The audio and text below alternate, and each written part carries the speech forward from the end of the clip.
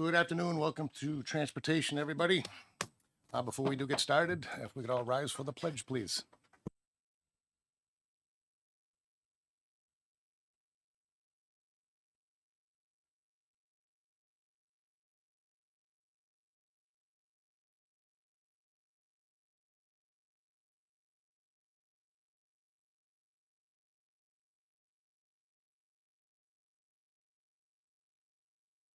Thank you for that. So please bear with me a little bit. It's been, 4 or 5 months? I might be a little bit rusty. Just a little congratulations on our new ranking member position. Representative Bayou and Representative Miller is his deputy. Any words? No. Great to be. Yeah. So for the committee, I apologize for any confusion. I originally scheduled today for exec session only. And then looking at some of the bills and getting last minute feedback. And also, having sat on Representative Hill's committee a couple of weeks ago, I like this format. So I had the time to change the format and include a full committee work session on it. Basically, it just gives us a little bit better format to talk about the ones that we want to, rather than just doing it in exec session. It's also a better format for me to call any of the experts or anybody that wants to answer questions. It's not a public hearing, but it's a better way to do it. So what we'll do is we'll go through the bills. I'll start in order. I've been requested to push one off till the end. We'll see what happens. I'll open it up for questions or comments from the committee in the terms of or in the format of the work session. If there is none or are none, then I'll just move into the exec session. So any questions on procedures at this point? Seeing none.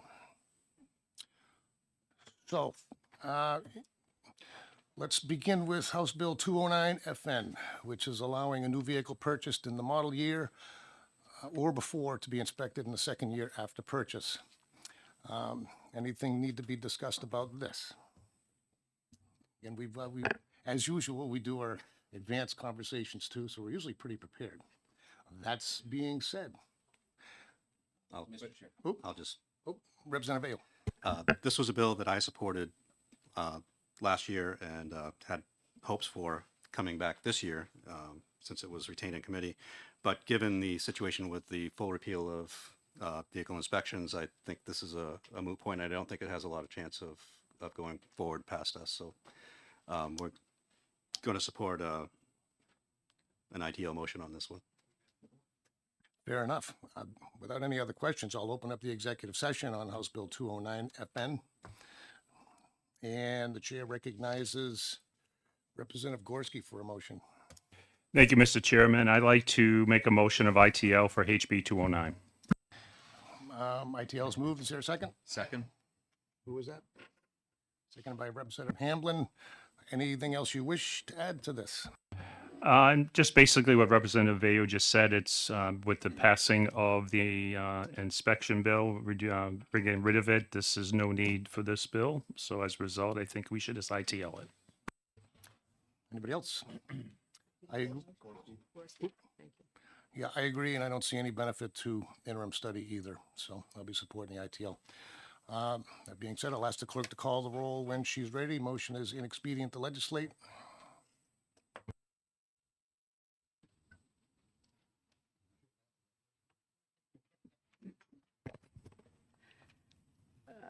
Vice Chairman Gorski. Yes. Clerk votes yes. Representative Hill. Yes. Representative Foote. Yes. Representative Patero. Yes. Representative Boyd. Yes. Representative Giason. Yes. Representative Sykes. Oh, wait, Representative Hamlin, sorry. Yes, Representative Sykes. I will vote yes, but you should call the deputy. I'll have to do that next time. Thank Yep. you. Representative Vayu. Yes. Representative Miller. Yes. Oh, now I'm all over the place. Representative Sinclair.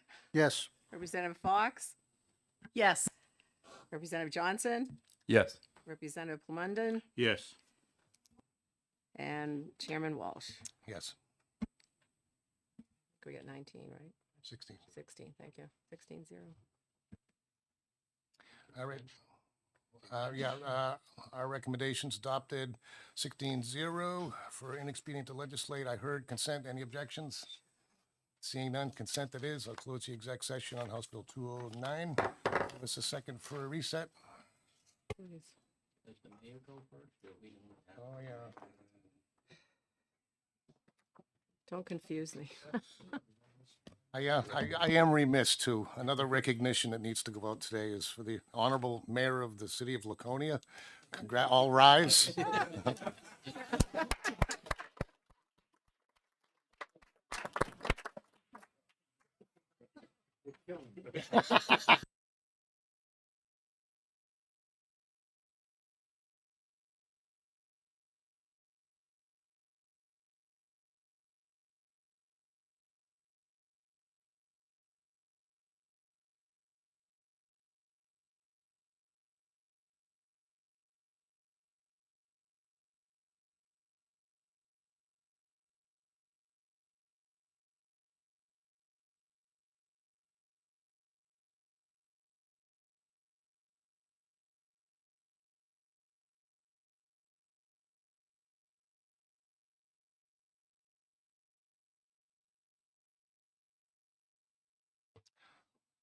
All right, I'll open up the full committee work session on House Bill 212, allowing a 180-day operation waiver when a motor vehicle fails an emission control test. Do we need any discussions on this before we move into the executive session? Seeing none, and that's what I figured on some of these. It'll change as we go down the list. So I'll open up the executive session on House Bill 212. Chair recognizes Representative Gorski for a motion. Thank you, Mr. Chair. I'd like to make a motion of ITL for HB 212. Inexpedient to legislate has been moved. Is there a second? Second by Representative Miller. Any other comments, Representative? Yes, just basically because of the inspection bill no longer being in effect, this is not necessarily anymore. So as a result, there's no need for it. That's why we should ITL it. Thank you, sir. And again, no obvious reason to interim study it either. Anybody else? Representative Bayo. This is a bill that I opposed last year, but given the repeal of the inspection program, I don't think it makes any sense to oppose it now. So we'll go ahead and support the ITL. All right. Anybody else? Representative Blondin. Yeah, a question, please. Regarding this legislation, it was my understanding that although the inspections have been eliminated as far as January 30th, the emissions would continue until September 30th of 26. Has there been a change, an extension from the EPA? Is there any status as far as that goes? What I know, the Department of Environmental Services is looking into it. I believe they're even holding a hearing on the new implementation plan with the EPA. And so there was some confusion at the beginning on what was going to happen with emissions after January 31st. But after January 31st, RSA 266-1 is repealed. And that is the mechanism that authorizes inspections in general. So I know there was a lot of confusion, but as of the end of January, there are no more physical inspections for safety or for emissions. There's no way to do it. So that being said, we looked at 212. It serves no purpose. Anybody else? Seeing none, I guess I don't need to close the work session. I'll open up the executive session on House Bill 212. No, where am I? Yeah, 212. Actually, I've lost my track.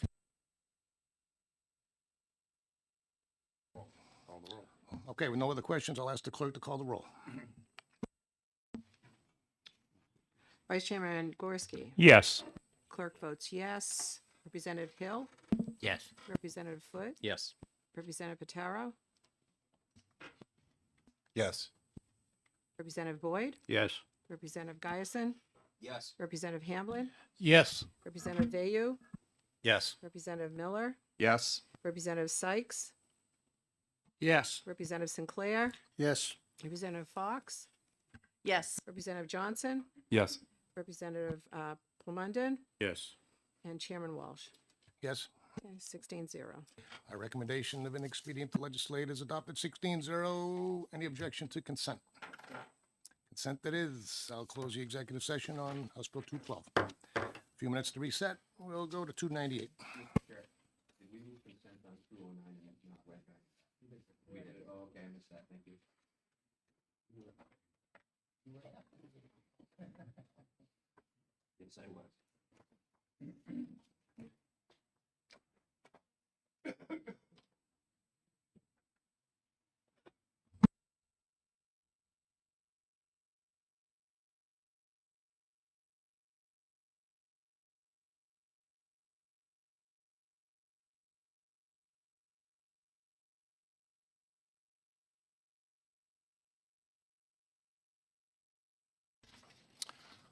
All right. Any reason or questions for the need for a full committee work session, or should we move right into the executive session on this? I will say that I was one of the ones that looked at it originally and said, maybe there's some merit to this, maybe we should look at it a little bit further. I did, and no longer see the need for the bill. So I have nothing to add other than an ITL vote as soon as we get to that point. Anybody else for work session purposes? Seeing none. Oop. Yeah, go ahead. Thank you, Mr. Chairman. Just a quick comment. I think looking at this, I sort of understand the reasoning behind it, wanting to be able to repair and work on your car, but the potential it opens for fraud is just like a barn door wide open. We just real concerns there. Maybe there's another way to do it at some other time, but this is not that. Thank you. Yep, fair enough. Thank you, sir. Anybody else? All right, well, I'll close the work session and open up the executive session on House Bill 298. Chair recognizes Representative Gorski for a motion. Thank you, Mr. Chair. My motion is for ITL on HB 298. Inexpedient to legislate this motion. Do I have a second? Representative Hill seconds. Again, we just mentioned it, but I'll just clarify a little bit more. In looking at this, I was just very concerned. The VIN numbers, whether it's the one VIN number they used to run 30, 40, 50 years ago, or the 10 they have them all over these vehicles now, are the only thing that proves the authenticity of these vehicles.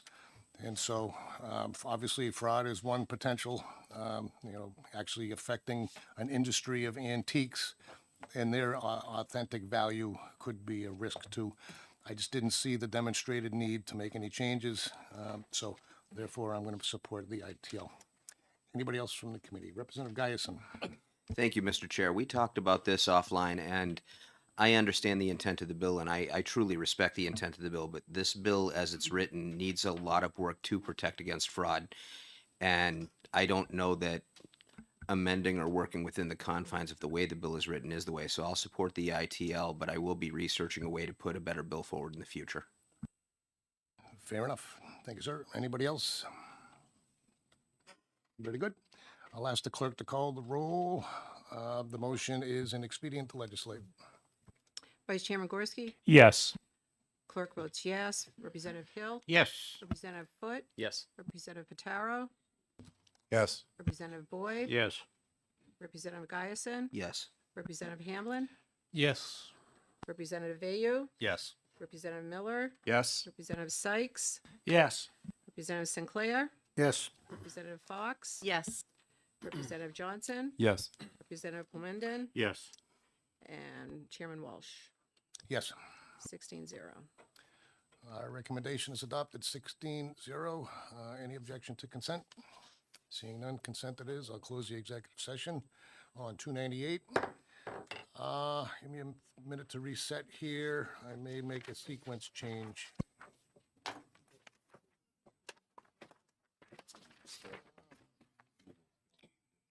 Is this on consent? Did they? Okay. No.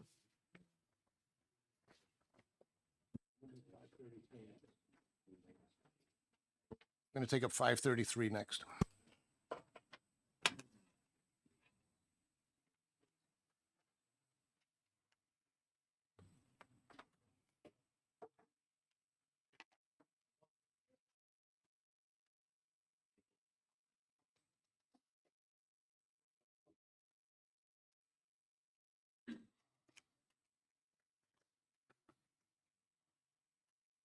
Okay, House Bill 533 for the purposes of our full committee work session. Any issues or questions, or can we move into the exec session? Seeing none. This is, I love it when a plan comes together. I'll open up the executive session on House Bill 533, which is relative to the use of civilian employees in commercial truck inspections. Chair recognizes Representative Foot for a motion. Thank you, Mr. Chairman. I move to ITL House Bill 533. And expedient to legislators, the motion. Do I have a second? Second. Seconded by, was that you, Representative Miller? Yep. Seconded by Representative Miller. Care to speak to your motion, sir? Just that I believe it's inessential at this point. Essentially the same reason for the first two. It's basically referencing the inspection program that we have now that will be ending in January. I agree, no need for it.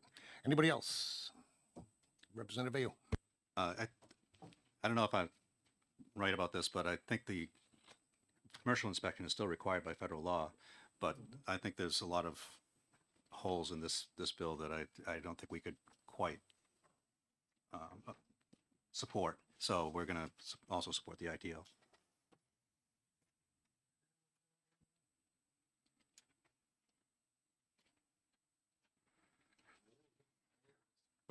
Yep, thank you for that, sir. And I do agree that the, for vehicles 10,000 pounds and over will still require federal motor carrier inspection. If you look at line 4, Assistant Director of Motor Vehicles enforcing the motor vehicle inspection laws and rules. It doesn't refer to the federal ones, refers to ours. So right there alone, huge red flag, not needed. So anybody else on this?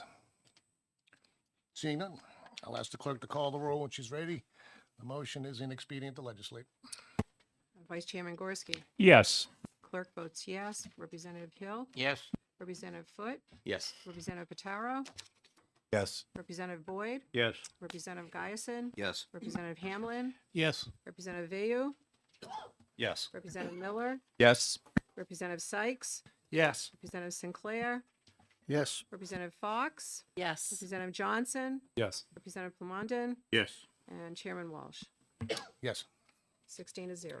16-0, our recommendation is adopted. Any objection to consent? Seeing none, I'll close the executive session on House Bill 533. Let's get into some excitement. Next up, Senate Bill 150.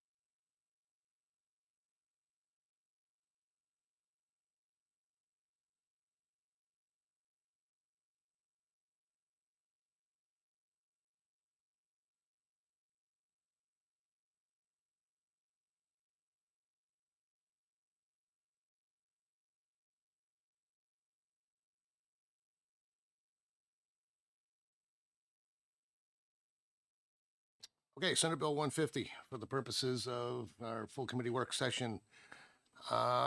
This is defining electric vehicle charging stations and charging a fee for annual testing by the Division of Weights and Measures.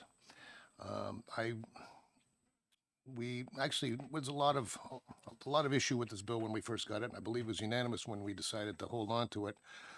I have recently got things, actually as late as today, which is a kind of a tough time to be getting some of these things.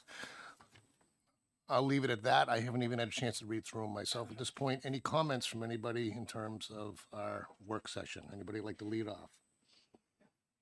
Representative Sykes. Thank you, Mr. Chairman. I just want to say that I think that there is a need for legislation of this type. I don't know exactly if this is the version that we need, but I want to share just a story with the committee so that they can be better informed about how electric vehicle charging stations experiences can go awry. I had occasion to take a trip with my wife, and we stopped back at a charging station because it was a longer trip than what I could do on one charge. Plugged into the charging station, and the screen, unfortunately, was not working. So I could not really read what the screen was telling me. And although it did start charging, which was fine because I needed to charge, but I really only needed to be there for half an hour because to get home. Then I couldn't unplug because the screen wasn't visible, which really annoyed me. More importantly, it annoyed my wife even more. So as we continued with this experience, I will tell you that an hour and 50 minutes later, it finally allowed me to unplug after fully charging my car, which was fine. I got the electricity. The bigger problem was when I got the bill, because I couldn't tell how much I was paying for this electricity. The charge, just keep your perspective. I can charge my car from 5% to 100% at home for about $7, maybe $6 and change. The bill was $40. There's a need for this type of legislation. And if we don't do the work today, we need to really do the work next session, because next cycle, because people, if that happened to me, it's happening to other people, and there's a real need to get some regulation. This was a private company that ran the station, and they have I have no qualms with them wanting to make a profit. I have a problem with their equipment not being properly serviced so that I could use the touchpad to say, okay, I'm done charging. I have a real problem with not being able to see on the touchpad how much they were charging me. And I didn't have a choice because, I planned my trip out, so I knew that I'd have plenty, it would all work. But that's an experience that's probably happening elsewhere. Enough said. I don't know what was the motion again, Mr.? Yeah, I'd be interested to hear the motion, but there's a need for this, and I wish that we could find a way to work on this so that we can bipartisanly pass a bill that will achieve the proper purposes. Representative Vayu. Thank you, Mr. Chairman. The concerns we had mainly had to do with the fees seeming to be out of proportion with other types of inspections, like on gas pumps, and also not allowing third-party inspectors to be hired to help cut the cost of providing the inspection services. I agree that there may be some need for it if we want to try to look at an amendment and come back in a week or two to reconsider if we have the time for that. But as it is right now, I don't think that we can support it. Did you still have something to offer or no? Because here's where I'm looking at this. We retained this in the spring, and I had asked everybody in committee the last day we were here, if there's any one of these bills that you want to work on, I will certainly assist in forming subcommittees. And I heard nothing about this bill. That being said, no big deal. I get it. It's summertime. I don't know personally if we're going to lift this in 2 weeks, or maybe it's 3. We got till November 21st. It seems to me, with all the different angles and all the issues here, it's not a whole lot of time to get a quality product. That being said, I also agree with the concept that in terms of consumer protection, something probably should happen. I'll never plug a vehicle in, I hope, but it doesn't mean that I want the people to get ripped off, pretty much. So that's my opinion at this point. Let me think about this for a minute. Representative Guyson, did you have something? Yes, thank you. I'm sorry you and your wife went through that. I will say there's nothing in this bill that addresses the proper use of the equipment. It's only the weights and measures of the sales of the electric. So as this bill is right now, I think it's untenable. And maybe that's part of executive, but I think when you're looking from the angle that you're looking at of equipment defects and whether or not they can hold you hostage for an hour or two, that's not just weights and measures. That's an inspection of the viability of the equipment, which is not in this bill. Representative Miller. Thank you, Mr. Chairman. I would note that we are fortunate to have the prime sponsor of the bill, Senator Waters, present, and I would curious if it would be worth asking if he had any comments on the situation and whether it's worth adjusting or if he has thoughts on that based on where we're at. Sure. Since we're here and he's here and we've got a Yeah, session. that's what it's all about. That's what a work session's for. Anything you'd like to offer, Senator Waters? I'm Senator David Waters, District 4. I really appreciate the thorough hearing you had last spring and the issues that you raised. And certainly there's some things that we didn't consider or fully consider in the Senate. So that was really helpful on it. I've had some further conversations over the summer and into this month about some potential different approaches. And I apologize, Mr. Chairman, that I thought my aide had sent you some ideas a little while ago, but I guess that didn't connect, but I did hand you one today. So, so there we are. And I understand the situation and the difficulty with timing, but I will mention a couple of things. I do think we are going to have an inspection program at some point, and whether we can get it done next few weeks, I don't know, but it's up to your wisdom and your thoughts about what we can get done.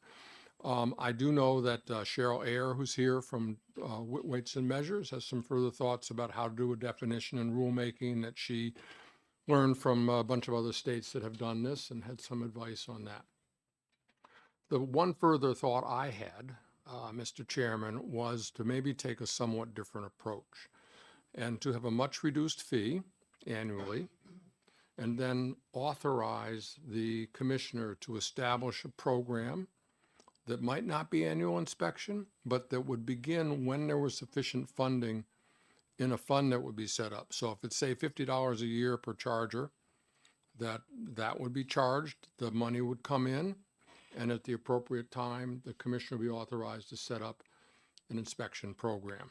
I think it's a much lighter lift for the charging companies at that level. It made, fairness about we're charging more to the gas stations and so on. I get that, but on the other hand, it might be a way to get started. It also would mean that we'd have a kind of a pay-as-you-go, that as the money came in over a year or two or three, there'd be sufficient funding, but then we could authorize the commissioner to set up an inspection program and authorized as is here, and whether it's private vendors or just an employee of the department, that could get determined through that process. So that would be another approach, and that's what I presented to you, Mr. Chairman. So that's really about it. We got to find a way to do this at some point, and that was my feeling, and that's why I did put a little more work into it.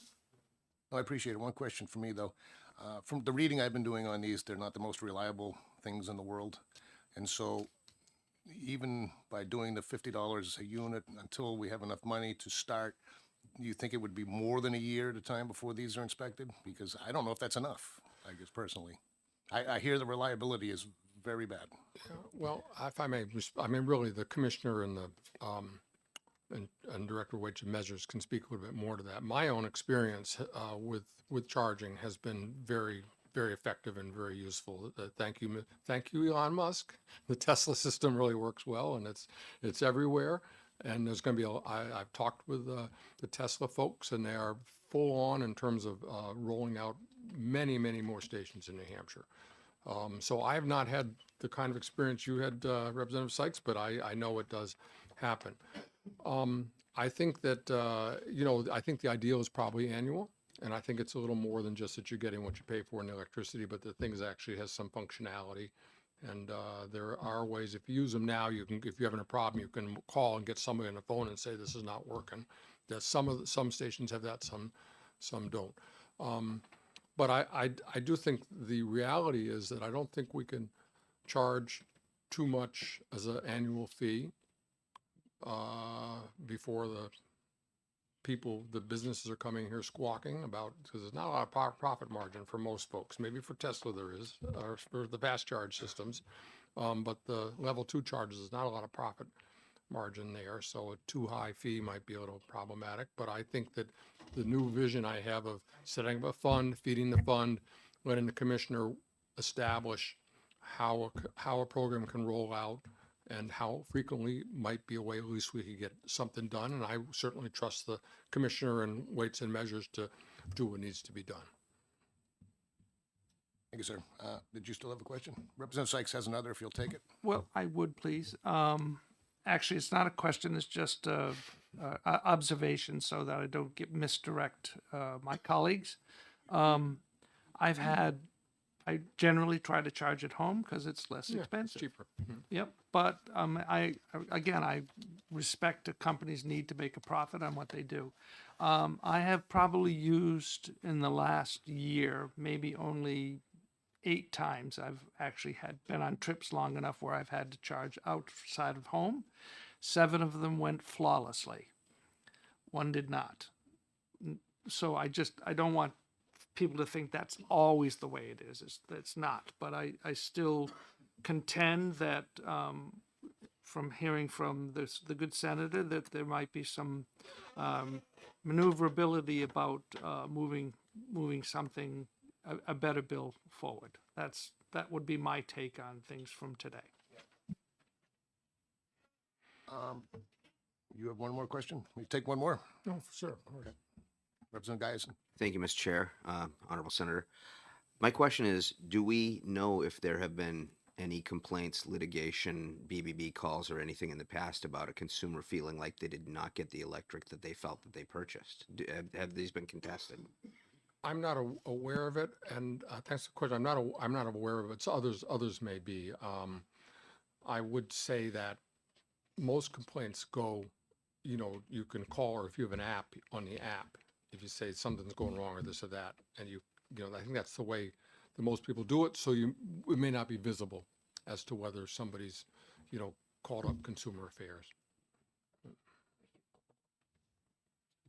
All right. Thank you. Thank you very Mr. much. Chairman. This is a work session.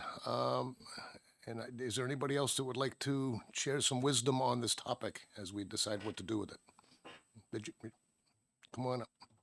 Introduce yourself, please.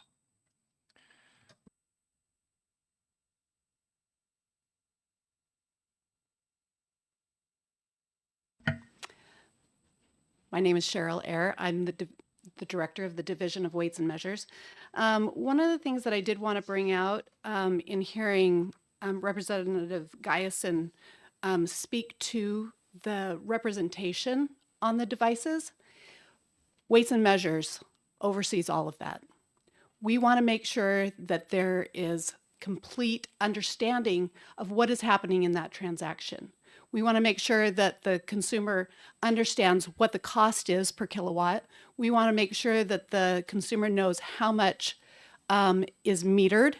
And all of that should be represented to the customer in a clear and understandable way.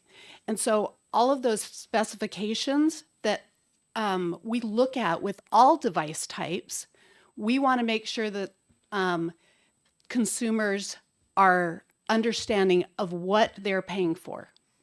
And so all of those specifications do fall under the New Hampshire Division of Weights and Measures. Statutorily, Weights and Measures is charged with the oversight of all commercial weighing and measuring devices. However, because of this emerging technology, we currently don't have a fee structure for the licensing of the electric vehicle supply equipment, nor does it provide for the necessary testing equipment or personnel to support oversight of this fuel source. The test equipment is extremely expensive. It's costing around $100,000 in order to get the test equipment, the emulator to dispel the heat when you're testing a DC device. All of these things come into play. Currently, we don't have in our rules, so just for some understanding, we license many service technicians to state certify. we oversee all of those individuals who are doing that work. Right now, we don't have a licensing category for a service agency or a service technician to even get a license to oversee these devices. Because of the high cost, I know of no licensed service agency that has equipment to test electric vehicle charging stations. And why would they when there's such a high fee for the equipment, and there's no requirement for them right now to have a license in order to do that.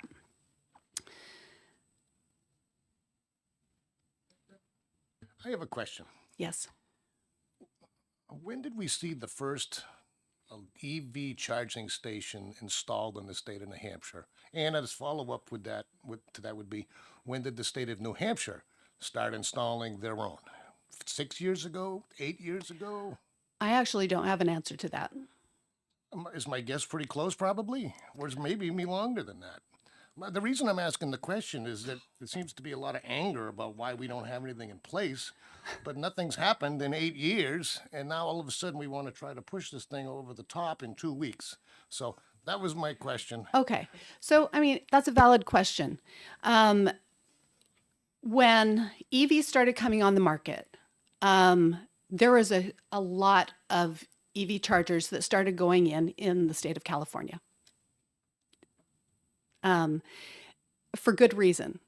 And they started to understand the importance of overseeing these. What we didn't have for the longest time was a company that actually had test equipment that could test these devices. So California is doing most of the type evaluations for electric vehicle charging stations.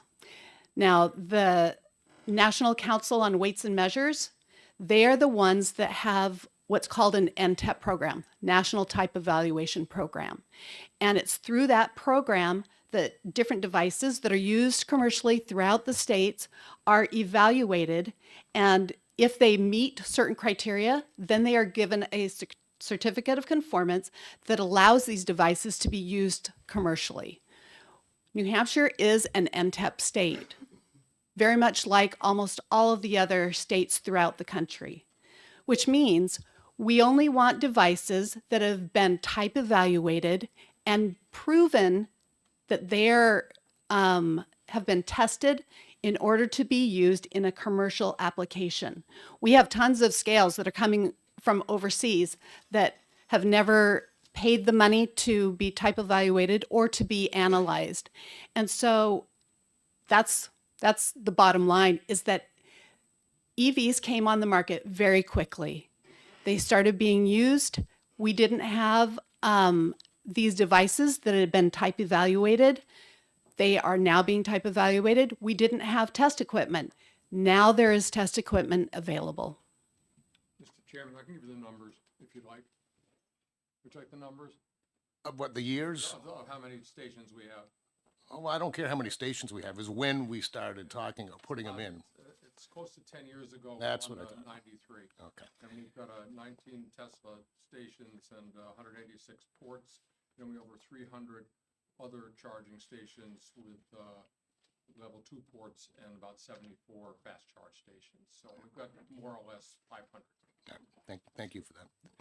Thank you for your insight. Are there any questions? Representative Pataro. Thank you, Mr. Chair, and thank you, Ms. Ayer, for taking my question. In terms of our gasoline pump inspection apparatus, Yes. where do the funds come from for that program? So we are all general funded. The equipment that has been purchased in order to test gasoline pumps has come out of the general funds and have been budgeted for in the past. Follow up, Mr. Yep, Chair? follow up. Thank you. It's a continuing operation, and so monies are needed for that gas program. So could you tell me once again where those monies come from.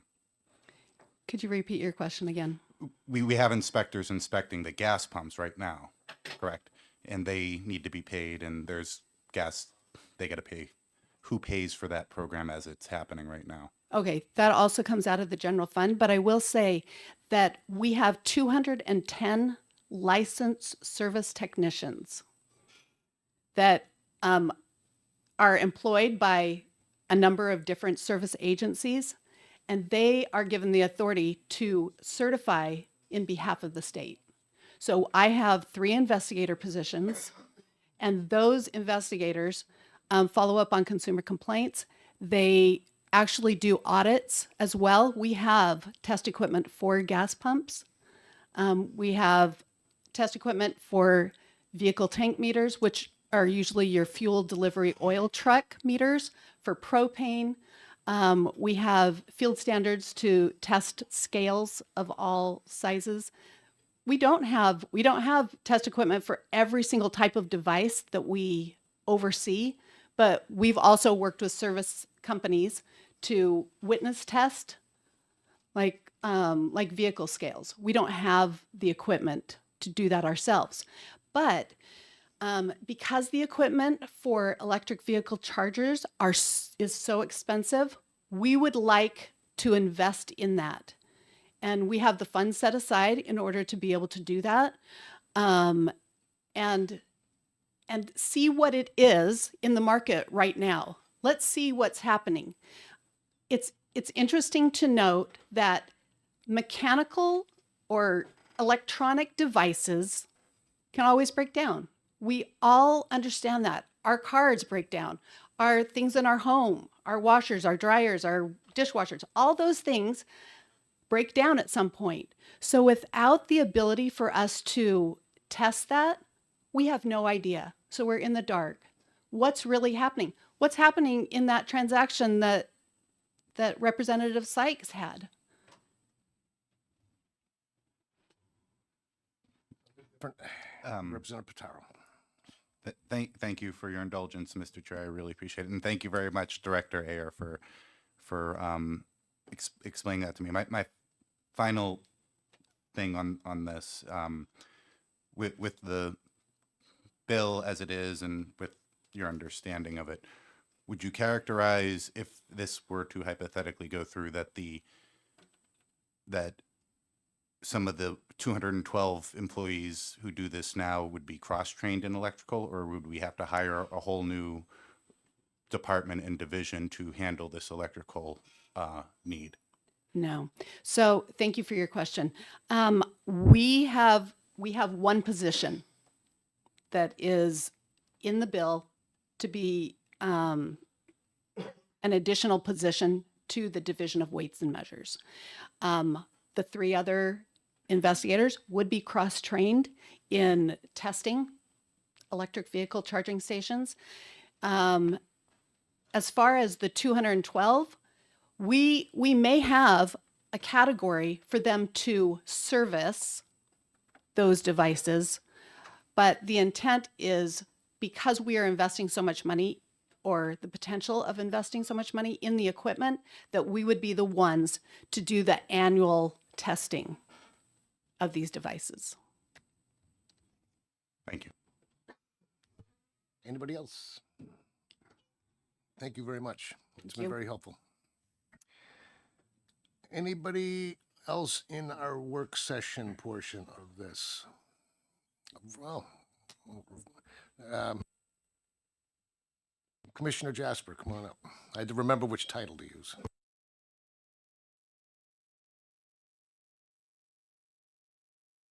Thank you, Mr. Chairman, members of the committee. For the record, I am Sean Jasper, Commissioner of the Department of Agriculture, Markets, and Food. I understand this is a very complicated issue, and frankly, this has been something that has been on my radar most of my tenure.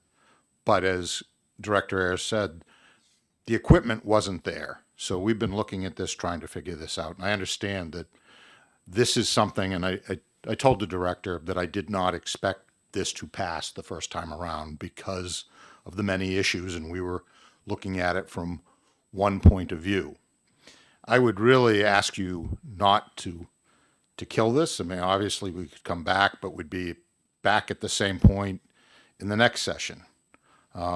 You do have the option of interim studying the bill and actually doing work over the summer. I'm sorry that didn't happen this year, but as far as having other technicians or other companies work on it, with the type of investment with only 500 charging stations at the time, I don't think that's something anybody is going to invest in, because they wouldn't even know how many of these devices they would capture. And we need to have the equipment at least to be able to do the audit. So at least until we're in the thousands, it makes sense for us to do it. And I think, as I said at the hearing originally, I think this is something at some point it would grow beyond our ability to do it internally. But at that point, we would have established a program. In terms of the cost, even at what we proposed, if you think about it, it's less than 50 cents a day. We heard people at the public hearing talk about how, expensive that $165 is. And that was from some ski areas. And I heard back from people, that's less than the cost of a lift ticket. And so you're talking something 50 cents a day when they are making money on it. That doesn't take many charges to pay that 50 cents. So I don't think that's unreasonable. My concern is that we start somewhere and do something, because if we don't do it at 500, how are we going to do it at 5,000? We will be really too late into this, and it's going to be so horrendous to try to catch up if we don't start someplace very soon. It's going to be out of control.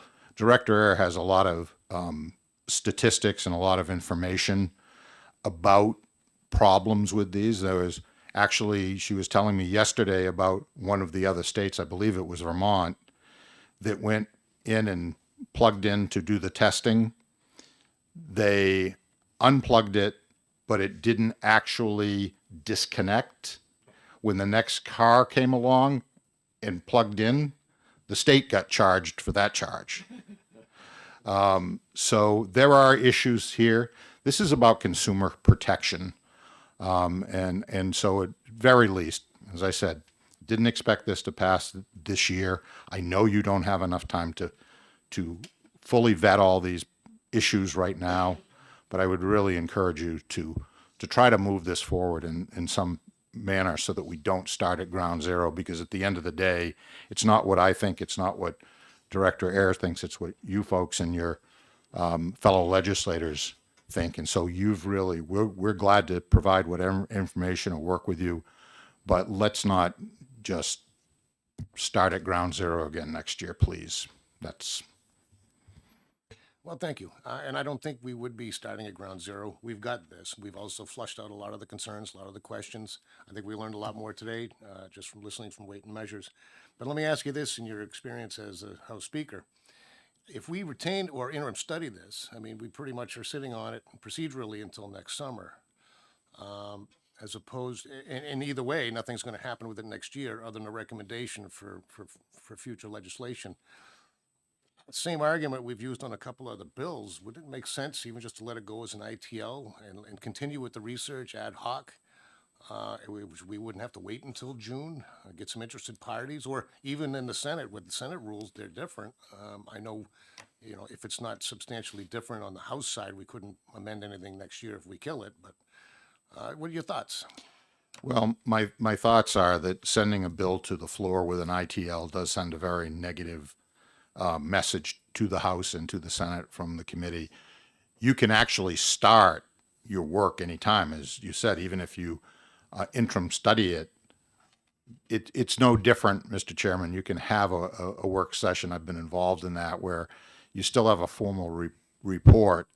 But I think the important thing in having this committee work on it, rather than having it reintroduced, is that you will have gotten to a product that hopefully the vast majority of you agree on. And yes, it has to be reintroduced as a new bill in 2026. I can't believe I'm saying 2026.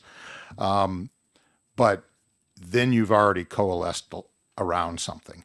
So I think there are some advantage to it. I just think the ITL is negative. But a committee can work on whatever they want. Nobody's going to come in and ever tell you you can't work on something when you have the time. Oh, well, that's not necessarily true. Well. The speaker has something to say about when we can do things, whether it's before or after we conduct or complete our House business. But thank you very much. Well, I suppose a speaker could do that. I can't imagine that, but okay. All right. Did you have a question for the commissioner, Representative Hamblin? Thank you. Thank you. Thank you for being here, Commissioner. Just a quick question. Did somebody from your organization have direct input into the wording of this bill? Yes, we did. So that, We worked with Senator Waters on the wording of the bill. okay, thank you. Representative, why am I forgetting your Pataro? Thank you, Mr. Chair, and thank you, Commissioner Jasper, for taking my question. I recall, how do I phrase my question? Okay, bear with me. I get the impression that when we did the hearing for this bill, we spoke about it, a lot of concerns about the financial aspect, especially long-term, came up, and that's a rather large concern.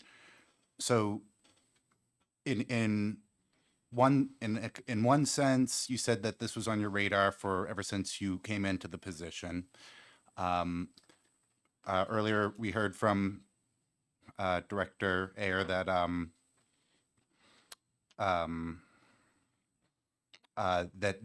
that apparently there's a need. They have money set aside for the instrument, and they just need some sort of go ahead from us. I get the sense from the hearing that this came to you urgently, and you're coming to us urgently. So I'm just, the question is around what exactly do you guys need from us right away? Well, I don't think there's a sense of urgency any more than just being afraid that this cart is going to get so far ahead of the horse, we'll never be able to catch up with it. And there aren't specific monies set aside for it. We have a couple of dedicated funds within the department that come from various sources. They can only be spent on certain things statutorily without legislative approval. We've done that in a couple cases where we've said our funds at this point are more than we need for this project or for the purposes. And so we have asked the legislature to allow us to draw down from those dedicated accounts rather than go to the general fund, which we all know right now there really is no money in the general fund for anything. So and even when we came with this, we recognized that reality. So it was about not asking for general fund monies for that, and then sustainability to pay for the ongoing program, primarily in the area of, as you move forward, there'll need to be money for vehicles. We could get the vehicle to start with from the funds we're proposing, et cetera, et cetera. But we need to have the sustainability and not ask the general fund to support the employee. And that seems to, that's always been my philosophy anyhow, when there's been a program that supports one specific industry or area, that those users should be paying for it, that shouldn't be something that should be drawing down on the general fund. So. Thank you, sir. Anybody else? Seeing none, thank you again. Thank you.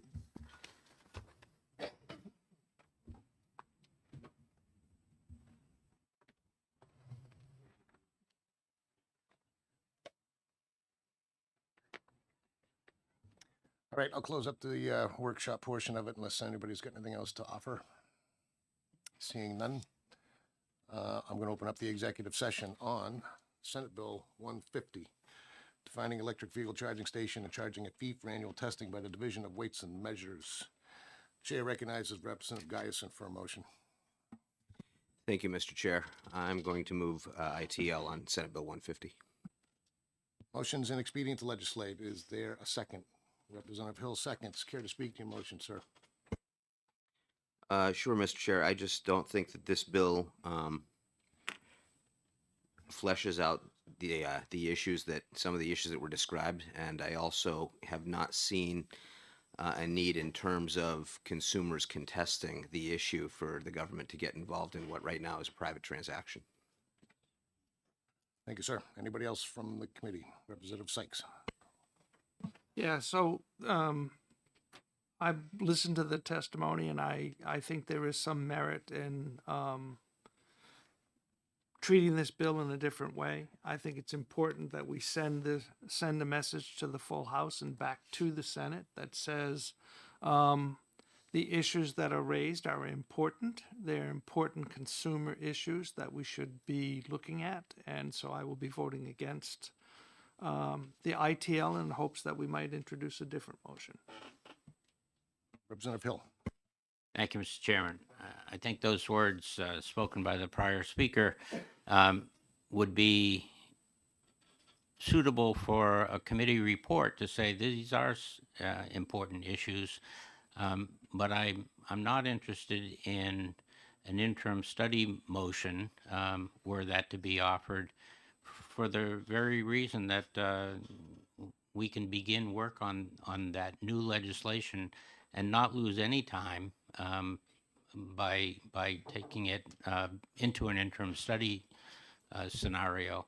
I'd much prefer working on it for whatever that is, almost 12 months instead of working on it for just the 4 months of the summer.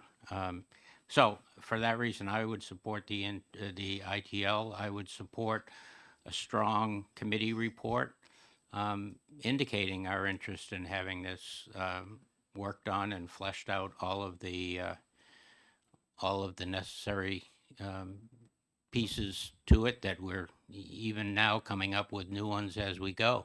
So for that reason, I'll support the ITL and suggest that we start in with an ad hoc review of new legislation virtually as soon as we can. Thank you. Anybody else? Representative Bayou. Thank you, Mr. Chairman. At this point, I think the best course of action would be to either interim study or ITL it, because I don't think we would have time in the next 3 or 4 weeks to really flesh this out. I don't know how much time I would have to dedicate to that at this point. But I think either way, I think in the end, what really matters is how this committee comes down on the final product next year. I think an interim study would send a little different message, but I don't think very many people would really care that much about which way it goes. But if we're going to really work on it, then I can support the ITL myself, but I leave the rest of the caucus to decide on their own how they want to vote on this. Anybody else? Representative Taro. Hey, thank you, Mr. Chair. I find this topic extremely fascinating, and that's primarily because I understand so little of it. It involves both new technology and emerging technology and the aspects of how a state government might gin up a new department within one of our departments. So it's very, very fascinating. I wish that that everything was laid out a bit clearer and how things would work both departmentally and financially from the very get-go. If we ITL it, that will give all those concerned, and believe me, this is something I'm very interested in. It will give all those concerned to come back to us at a future point with a more fleshed out, polished, and good bill ready to move forward.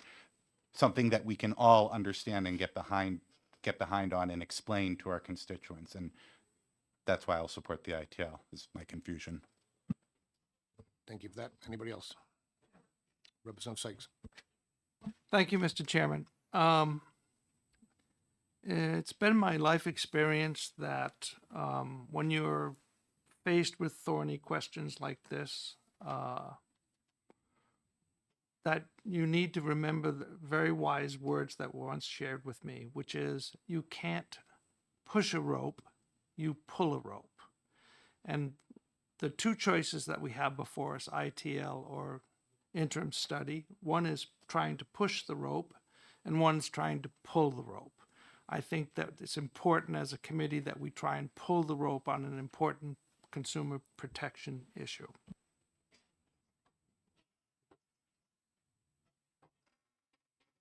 Thank you for that, Representative Sykes. And just the metaphor of pushing and pulling when it talks about EVs, I almost went down that road.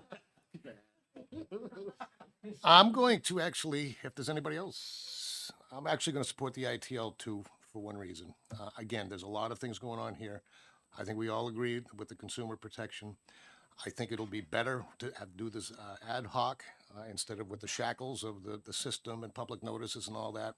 I am not afraid of starting from scratch because I think, like most of you, I will never forget this discussion, so I'm sure it's going to survive. Plus, it'll be also on record for the people that are interested in coming up with a better product, have it available, YouTube, et cetera, plus all our records. The other thing, and I'm not being sarcastic by any stretch of the imagination, I know we have issues with cost and equipment and all that stuff and money we don't have. But if we've been building these things for 10 years and we haven't touched this until this year, I don't think another year is going to hurt. So for that, I'm going to support the ITL. That being said, I'm going to ask the clerk to call the roll when she's ready. The motion is inexpedient to legislate on Senate Bill 150. Vice Chairman Gorski, Yes. clerk votes yes. Representative Hill, Yes. Representative Foot, Yes. Representative Pataro, Yes. Representative Boyd, Yes.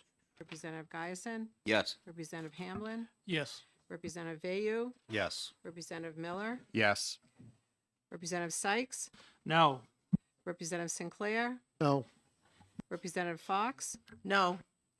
Representative Johnson, Yes. Representative Pawondan, No. Chairman Walsh. Yes. 12-4. Yep. A recommendation of inexpedient to legislate is adopted 12-4. Regular calendar, this will be, with four votes. I'll close the executive session on Senate Bill 150. Hold on 1 second.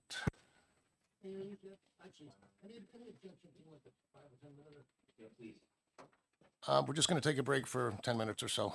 We are waiting for a possible amendment as well, so this may help.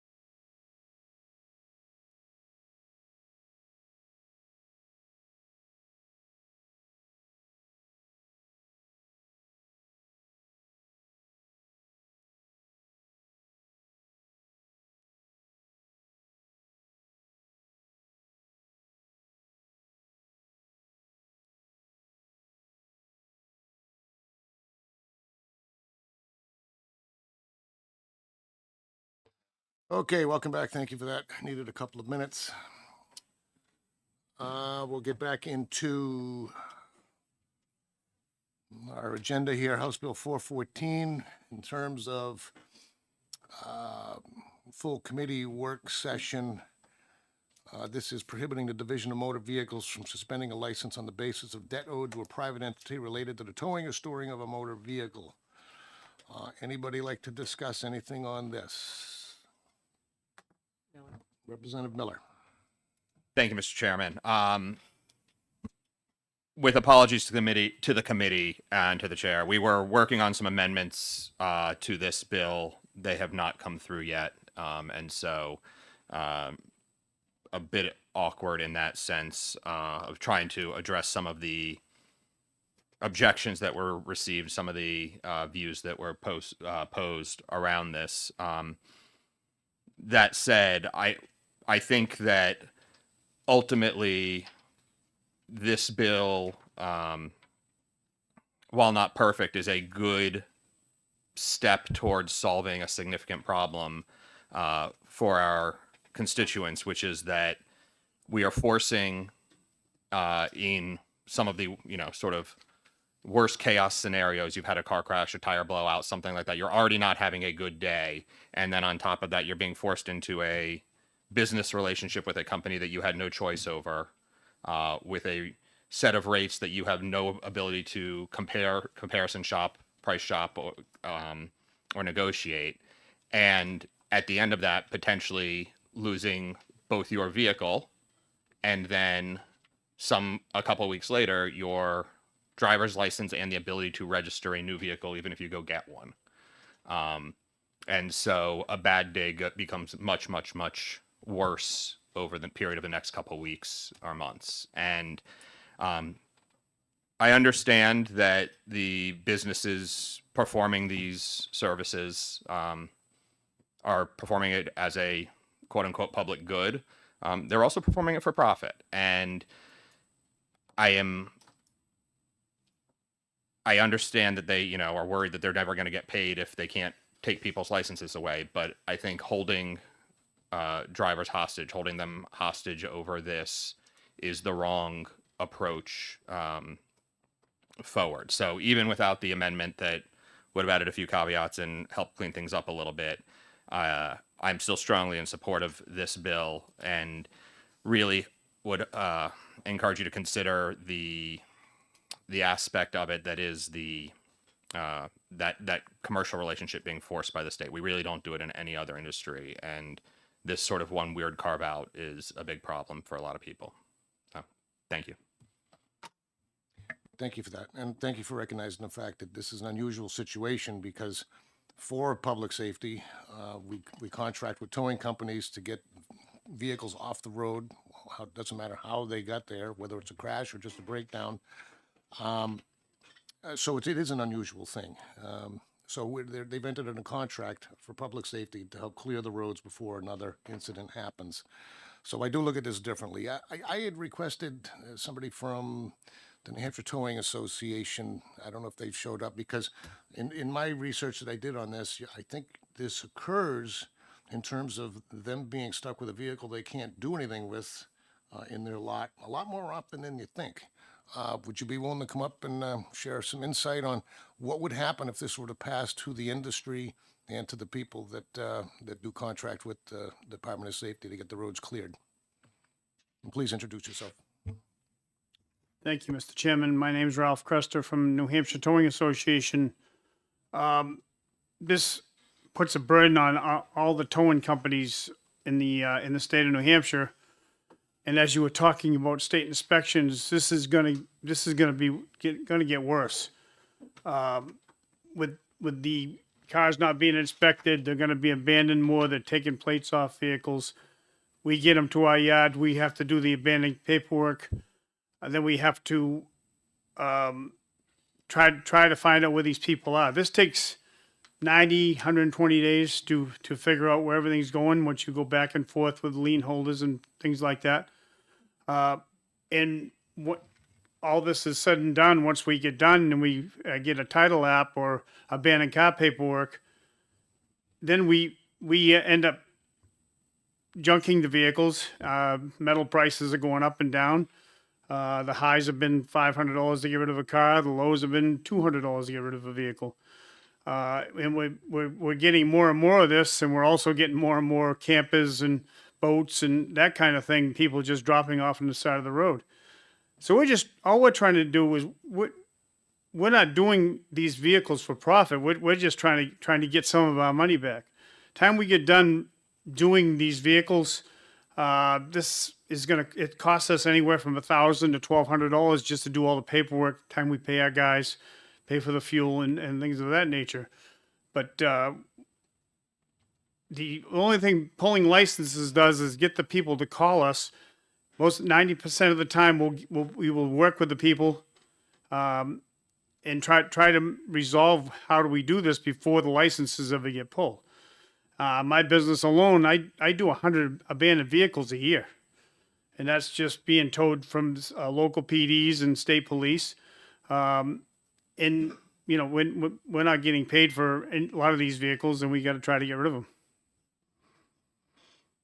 Thank you, sir. Can you reiterate how long, because we had this in discussion earlier, how long does a vehicle have to be in your lot, for example, before it's considered abandoned, and then you can apply for all the paperwork and move forward?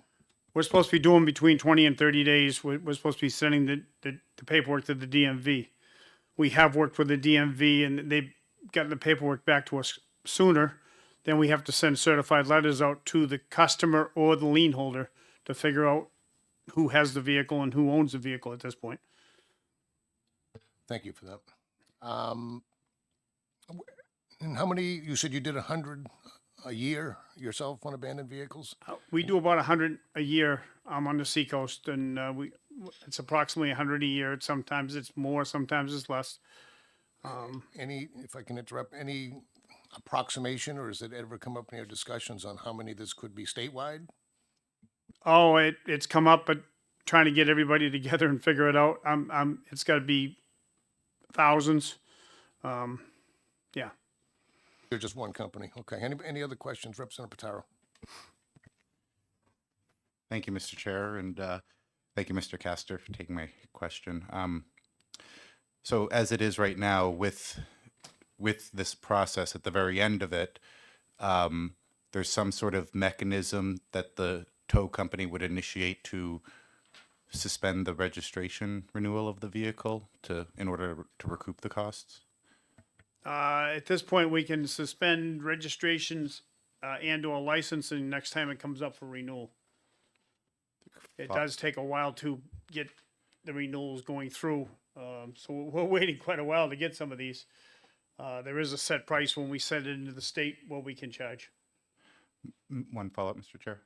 Go ahead. Thank you. With your business on the seacoast, out of the 100, out of those, how many did you have to resort to holding the registration? It's not as many as you think. Once we get the people to call us back, we usually can determine to try to take care of the bill and do it. So there's really not as many as you think.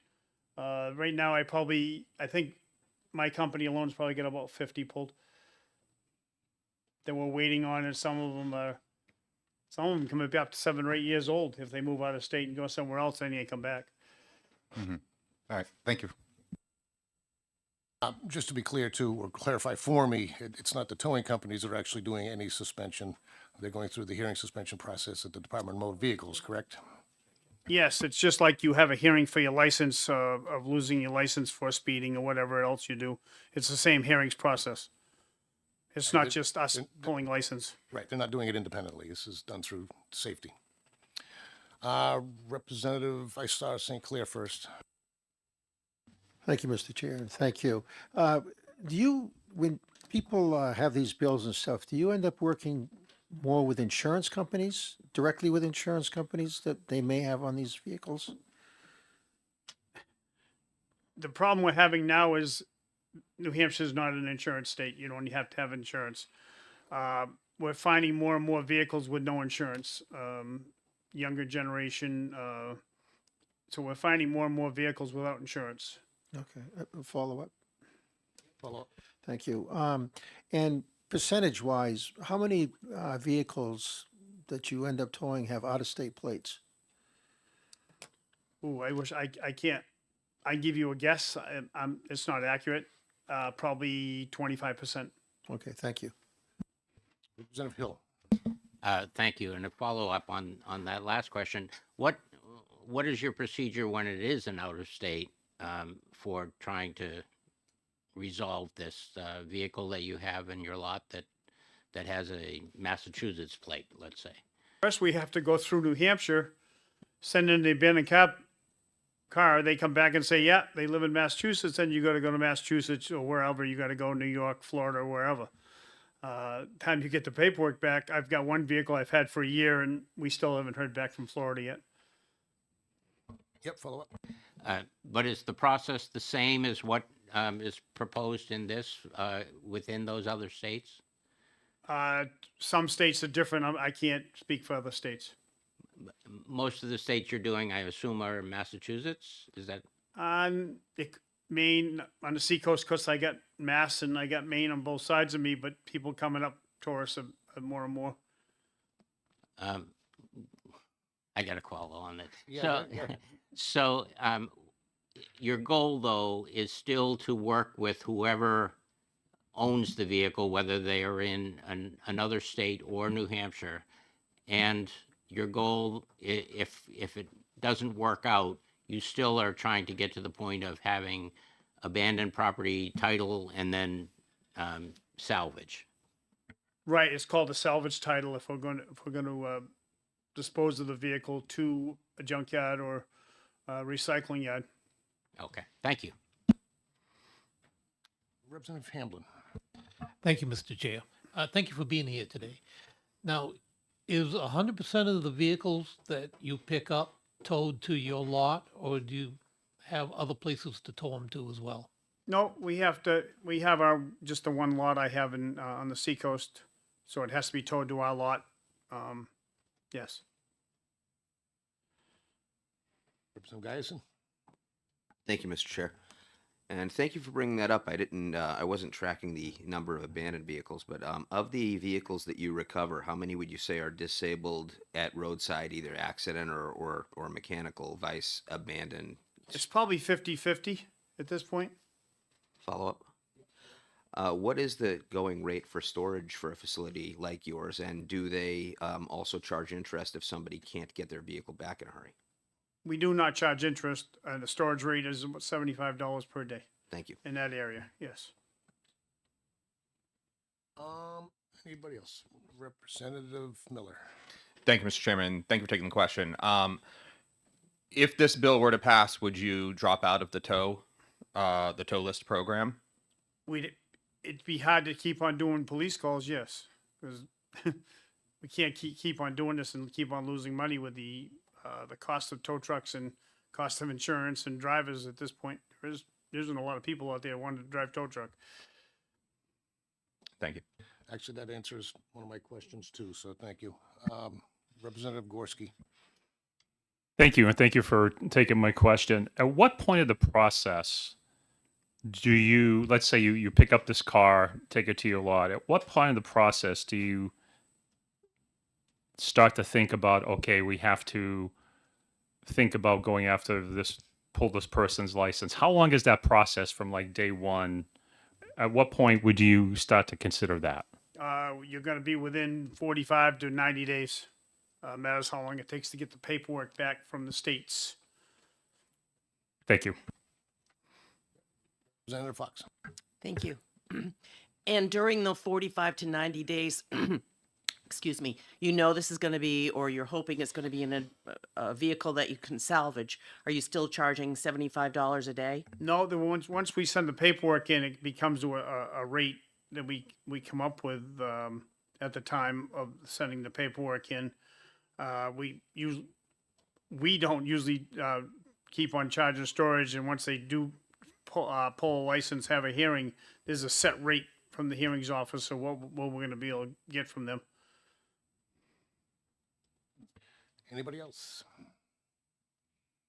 Thank you very much. Once again, a lot of information. Any other comments? during, come on down. Are you an expert?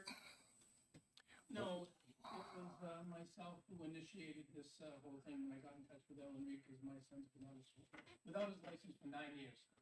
Yeah. Because of this, only because of this. Okay. So can I testify? There's not a public hearing. I can call up experts and people in the, department heads and such. The public hearing, unfortunately, for this has been closed, was closed last spring. This is a work session. Anybody else on the work session part of this? Representative Vayu, is that your hand? Yeah, thank you, Mr. Chairman. One question I have, I don't know if anybody can answer it, is how does somebody lose their license permanently for something like this? Is there no limit? Why wouldn't there be a limit to the period of time the way you would lose your license? At what point have you paid your debt or done your penalty or? That's a great question, and it may be a solution in the future to address situations like we have here. Is there anybody from the Department of Motor Vehicles here? Would you like to chime in on that question? Come on down.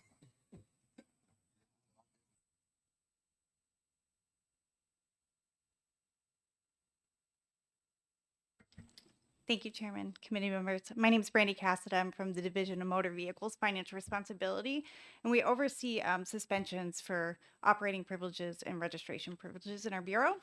This is primarily a hearings process, but 26240-C4 only allows 12 months for the suspension of a license. The registration suspension is indefinite unless the fees have been paid off or an agreement has been made. So when I hear that somebody's lost their license for 9 years for failure to pay their towing bills, what's the answer based on the statute? If your license is suspended longer than 15 days, once that duration has passed, you do incur a $100 restoration fee for your privileges. So without being able to look at the case itself, my only guess would be that the $100 restoration fee wasn't paid for that license privilege. Thank you for that. And this is a comment I'll just make before we get to the executive session. This is the problem about changing laws based on individual situations. This hasn't been, I haven't heard this from all over the state. We have a situation that sounds pretty bad, but we don't know all the facts. So that's why it's dangerous to start going down the road of changing laws based on individual bad experiences without knowing everything. We never will. If you think 1,400 bills like we have next year is a lot, if we did go down this road, we'd be looking at thousands. Representative Miller. Thank you, Mr. Chairman. A follow-up on that. You said the driver's license suspension is for a year, but the registration privilege remains permanent. It seems to me reasonable or feasible that someone who has incurred the situation might be able to drive but not able to have a vehicle, and that would effectively be the same thing, though, right? I still wouldn't be able to drive because I can't have a car. You can drive, you just would not have the ability to register a vehicle. I can't own a vehicle. I would not be able to own the vehicle to drive it. I'd have to get one from someone else. Correct. Representative Fox. Thank you, Mr. Chair. Just so it's clear, you would not be able to register any vehicle. I understand that you wouldn't be able to register the vehicle in question, but you would never be able to register any other vehicle. Correct. The sanction is on the registration privileges as a whole. For an unlimited time until the bills are paid. The bill is paid or an agreement is agreed upon and submitted to the hearings bureau. A compromise. Okay. Representative Hamblin. Thank you, Mr. Chair. Thank you for being here. So just by what you're saying, if my wife and I own a vehicle together, only one of us needs to register that vehicle, true? That is incorrect. Registration and title are the same in the state of New Hampshire. So if you're both titled owner, you both are registered owner. Thank you. Any other questions for the director? Representative St. Clair. Thank you, Mr. Chair, and thank you. I just want to be clear on this $100. Is the $100 on top of the money that may be owed to a towing company? Correct. The $100 is part of the suspension fee for being suspended that goes to the general fund. So you pay, Follow up. thank you. So you pay off what you owe to the towing company, then you pay a $100 restoration fee, Correct. If you've been suspended longer than 15 days. 15 days, right? Thank you. Anybody else? It's been so long. Representative Johnson, how are you? Thank you, Mr. Chairman. Thank you for taking my question. Are you aware of any other situations like the gentleman's son? Not to my personal knowledge, no. Seeing nobody else, thank you very much for your input. Any further discussion in our work session before we go into executive session? Any other thoughts? Representative St. Clair. Thank you. We mentioned out-of-state cars. I don't know who to ask, but I'll ask you. Does the state have the right to, or do tow companies, I guess the state, is there reciprocity there where a out-of-state car would lose their license because they owe money to a New Hampshire towing company? And we just had somebody there who could I probably know, answer but the I know, question. but I figured I'd get yelled at either way asking the question. So, just a question. Would you like to tackle that one? Can we suspend the license of somebody from out of state for not paying the towing bills to a company in New Hampshire? Sure. Yep. I'm sorry.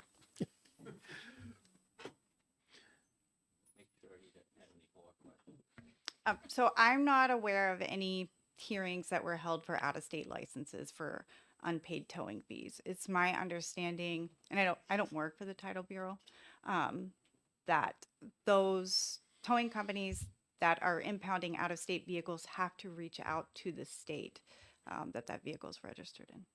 All right. Thank you all. In other words, reciprocity only goes so far. Right. Are you okay?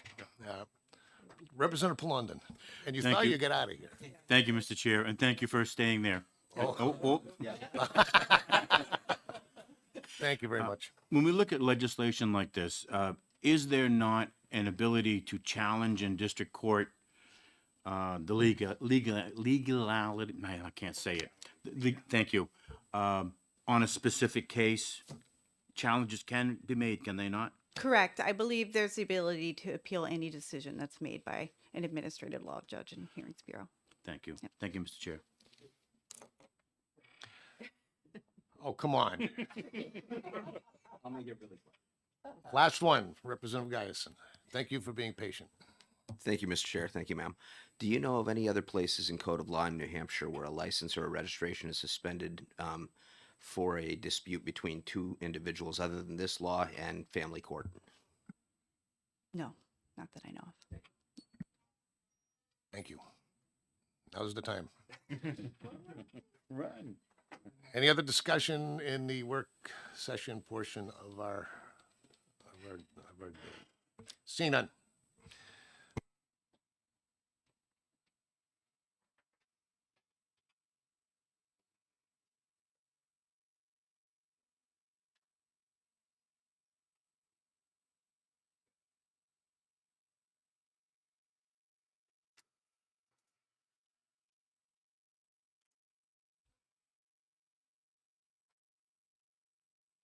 We're going to open up the executive session on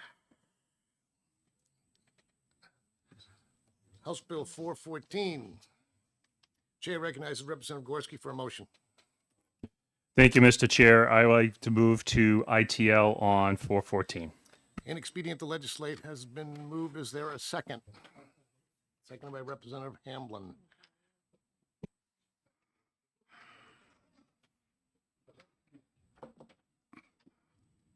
Okay, I'll speak to this.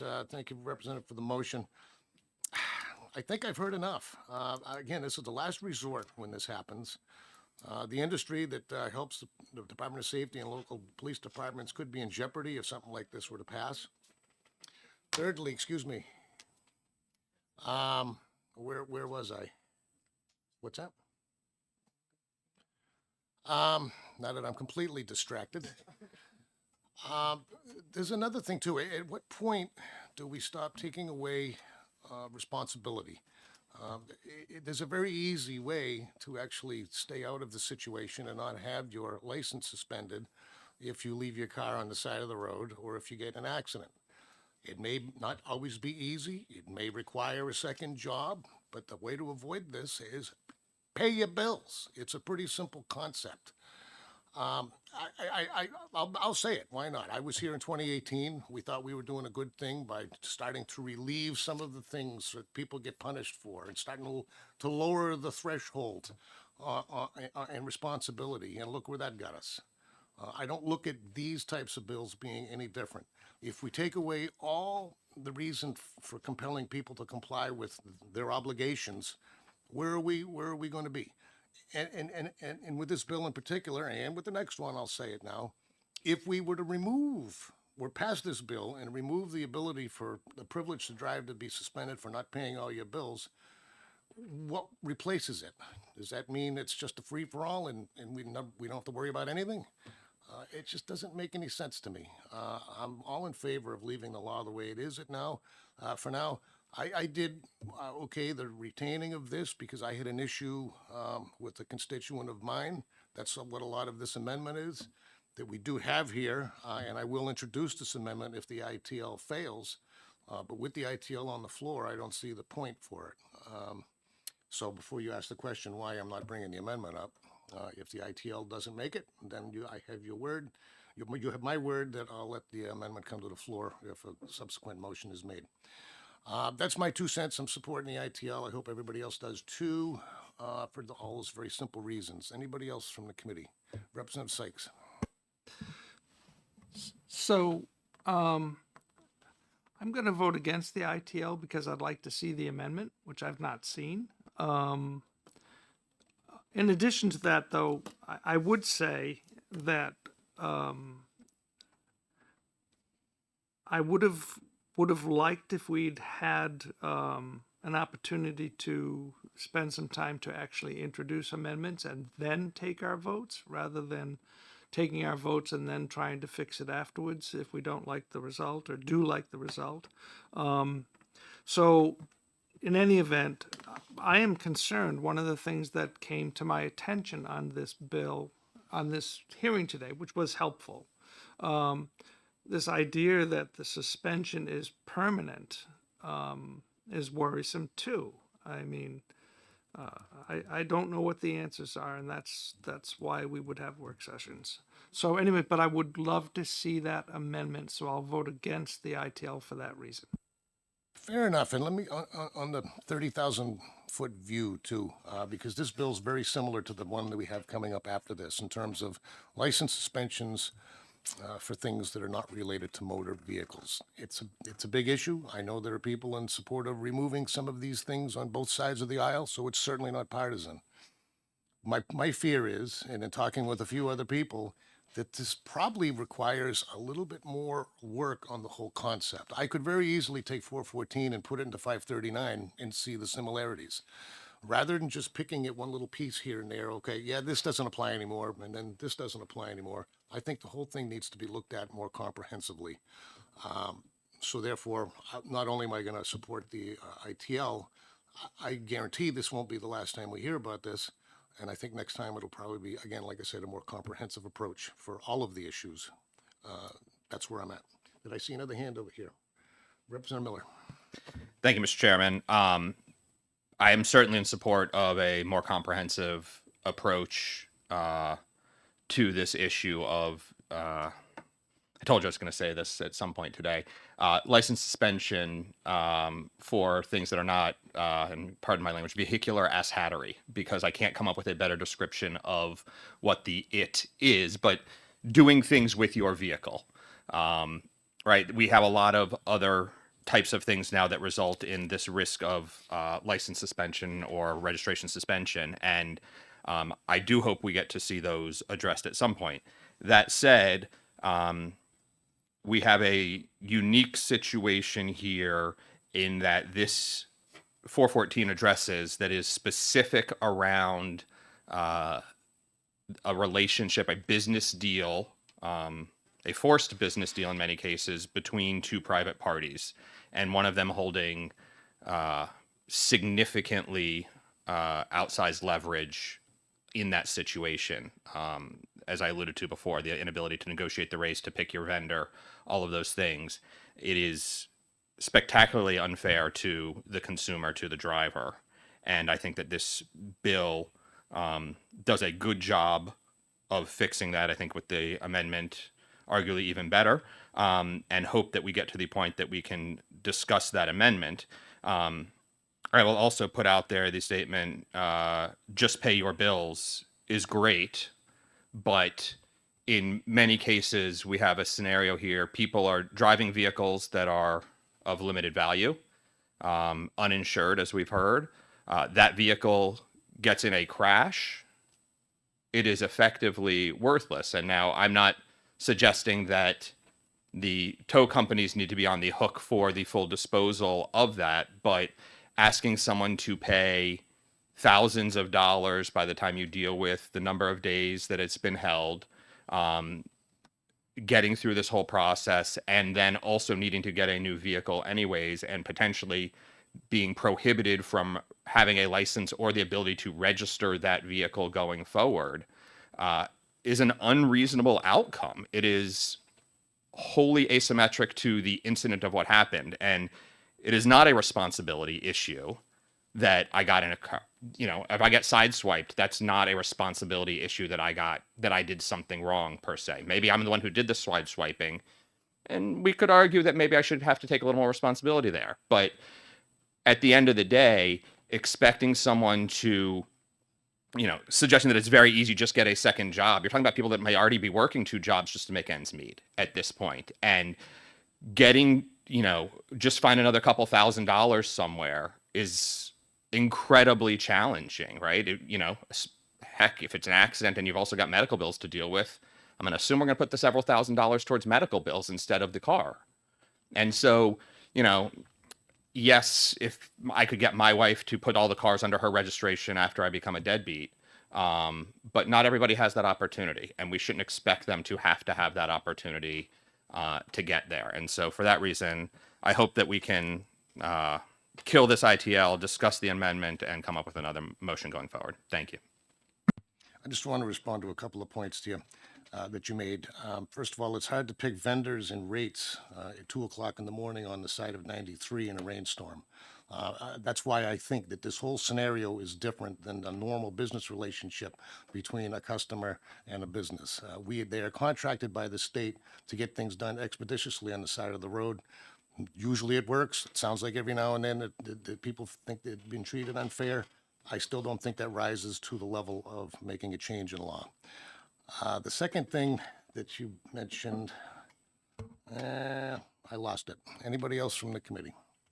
Representative Plumenden. Thank you, Mr. Chair. I have to agree with some of my colleagues. I'm not going to support the ITL because I too would like to see the amendment. We've heard the word responsibility echoed on this issue many, many times, and I take that point of view as well. Driving is a privilege. It is not something that you inherently get and having a vehicle that's your personal property. You are responsible for that personal property. Leaving it on the side of the road or on a farmer's field is inherently wrong. You're responsible for that property. As far as towing costs, in my experience, towing costs, when done by police, fire, is done by municipal contract. And that is done so to keep costs in line and uniform. And I would imagine, although I don't know for sure, that the state of New Hampshire, if the state police called for a tow truck, I would imagine it is under a state contract, whereas the towing fees are uniform to the contract and the standards. So that's my 2 cents on the matter, and I thank you, Mr. Chair. Thank you. And actually, thank you for reminding me of the point that I just lost a minute ago. Yeah, back to responsibility.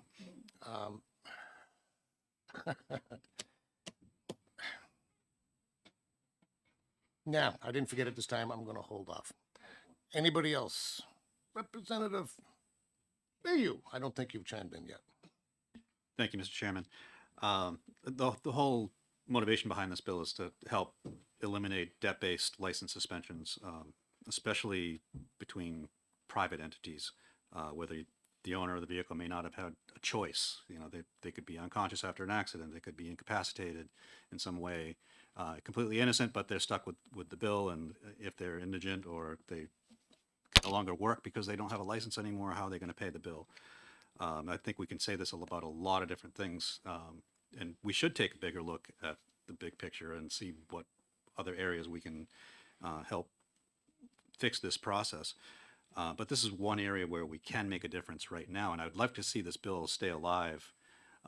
Even if the amendment isn't completely perfect, we have a couple of different bites at the apple, especially if it goes over to the Senate, to really get into it and fix it. And I rarely say that, you know, let the Senate fix it, but I think this is one that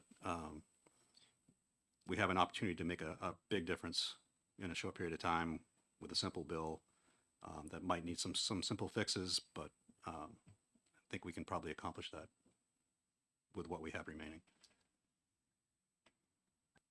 Representative Hamblin. Thank you, Mr. Chair. So I am supporting the ITL on this, and to address the individuals that want to fail the ITL so they can see the amendments. I know when we write a bill, we hopefully write it to be the most perfect bill that we're going to see this year. Doesn't always happen, which is why we have the amendments. But for an amendment to come up at the very last second, where we don't have time to digest it, to analyze it, to really think about it as to whether or not this makes the bill better or worse, and not to have any individuals from the public or any other organization to have input on the bill. I cannot support that. Thank you. Thank you for that. Representative Pitaro. Hey, thank you so much, Mr. Chair. Yeah, I'm going to support the ITL motion. It was very helpful for the New Hampshire Towing Association representative to come in and talk to us. It would seem that as it is, there's a mechanism for the general situations we're talking about here. And though not perfect, it seems to be a working situation as it is. Repealing this would only put more stress on the towing industry, which we do work closely with at the state level for these situations. So yeah, now's not the time, ITL for me. Thank you for that. And that, again, I've said it before, but that's the difference. It's not a private business. They're under contract to do a job for us. So I do draw a line there. But my question is, and I'll leave you with this, the last thing I say on it. If we pass this and we take away the ability of suspending somebody's license to pay their bills to a contractor that we have hired, I say we as a state, then what leverage is left to prevent people from doing this? There's none left. Now, I actually got an email from somebody that said, well, you know, I'm in support of this bill, and maybe if these people, you know, renege on their debts and they don't want to go pick up their car, and it doesn't matter how much the towing company had to incur, they'll get rid of it eventually. Maybe those people should be punished by, you know, community service and picking up the parks and things like that. I mean, that's the direction. If somebody could show me what Plan B was, that still had some leverage to make sure that everybody was whole at the end of this process, I'd look at it. But there's no Plan B. This is just get rid of it and we'll figure it out later. I can't see it. Last word to you, Representative Guyson. Thank you, Mr. Chair. And thank you, the representative from the towing agency brought something to my attention that I had not been tracking, and that was the prevalence of abandoned vehicles. And I think that's actually a separate issue that I almost want to divide this and tackle that separately.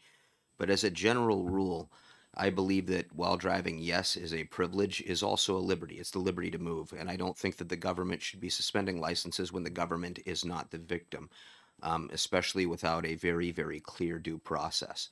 So that's where I'm coming at this from. So I'm not going to support the ITL. I don't think that this bill, as it's written right now, addresses all the issues, but I will commit to work in the future to trying to find some of those answers. Representative St. Clair. Thank you, Mr. Chair. You know, we're talking about the state, but I'm thinking about a tow company in Laconia that is contracted by the city. Actually, there's a couple of them there, and they're contracted by the city to pick up vehicles, not just from accidents, but for DWI cases, for abandoned cars. And as was stated earlier, it's not just cars, it's RVs, very large vehicles, and they have to put them in their lot. And their lots fill up, and then the city fathers and mothers start raising hell with the lot owner, saying your place looks like garbage, you got to get rid of some of these vehicles. But the state, the system, it takes time. It takes more than a couple weeks. It can take a month. It can take 60 days. And I think the good vehicles disappear quickly because the people want their vehicles back, and they more than likely had insurance on it. But it galls me that the toll companies who sign on to the state or the city get stuck. They get stuck holding the bag, and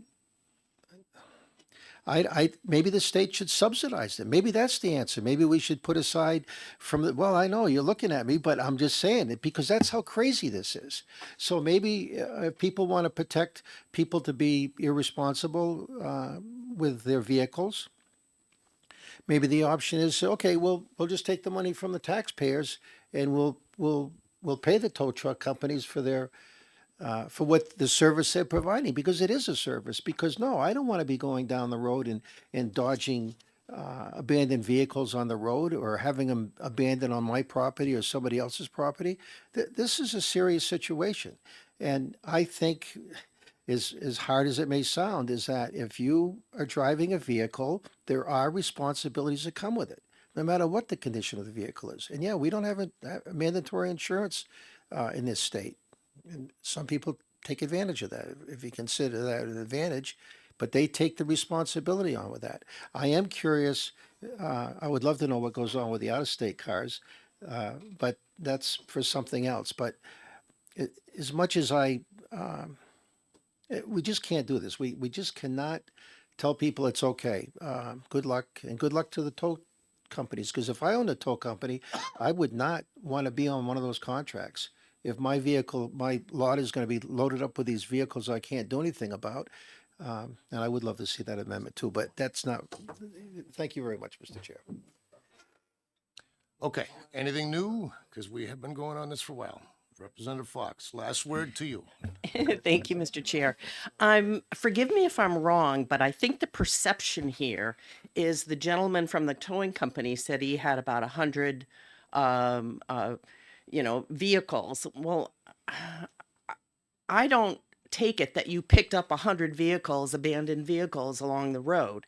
I'm taking it as you have dealt with 100 vehicles in your lot out of the 1,000 or so that you have picked up, and those are the vehicles you're referring to as abandoned.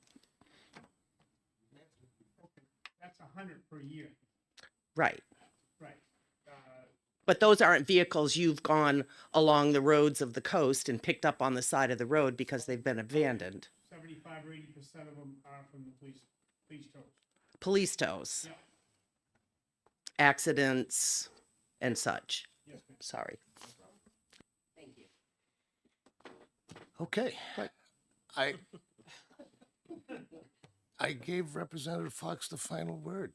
Oh, this is just a tiny little word. I gave Representative Fox the final word. I didn't hear that. Representative St. Clair, this is it. Thank you very much. That is correct about how many are abandoned or accidents, but the reality still comes down to who is going to tow them for whatever the reason if the tow companies can't afford to do it anymore. If it just financially doesn't make any sense. That's all. Okay, I didn't see any hands jump up. I think we've beaten this one to death. I'm going to ask the clerk to call the roll. The motion on the floor is inexpedient to legislate on House Bill 414. Vice Chairman Gorski. Yes. Yes. The clerk votes yes. Representative Hill. Yes. Representative Foote. Yes. Representative Pataro. Yes. Representative Boyd. Yes. Representative Giason. No. Representative Hamlin. Yes. Representative Vayu. No. Representative Miller. Nope. Representative Sykes, No. Representative Sinclair, Yes. Representative Fox, No. Representative Johnson, No. Representative Plamondon, No. Chairman Walsh. Yes.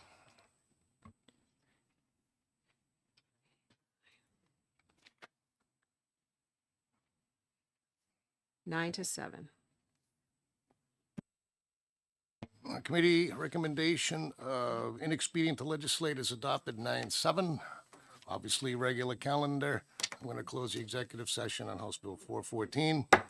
We have one left, House Bill 439.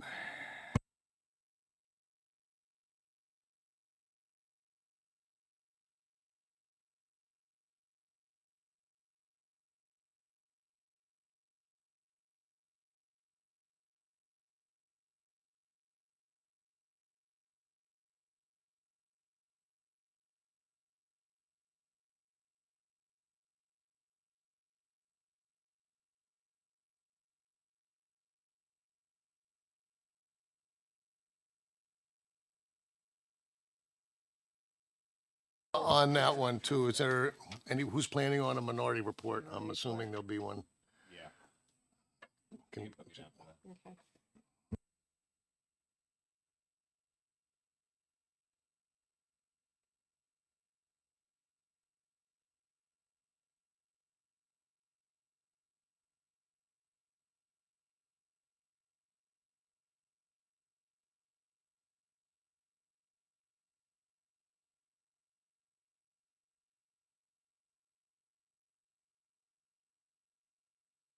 Okay, I'll open up the full committee work session on House Bill 439 relative to non-driving related violations and driver's license suspensions. For the purposes of a committee work session, any comments? Representative Bayou.